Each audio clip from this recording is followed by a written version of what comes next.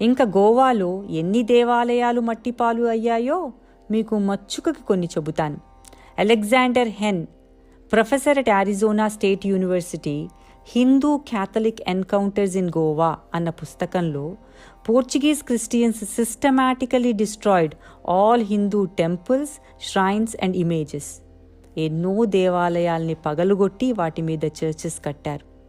Andrew స్పైసర్ అనే క్రైస్తవుడు రాసిన parish churches in early modern world పుస్తకంలో it is difficult to gain an accurate picture, అంటే లెక్క పెట్టడానికి లేనన్ని ఆలయాలు తెల్ల క్రైస్తవ మిషనరీస్ చేతుల్లో ధ్వంసమయ్యాయి.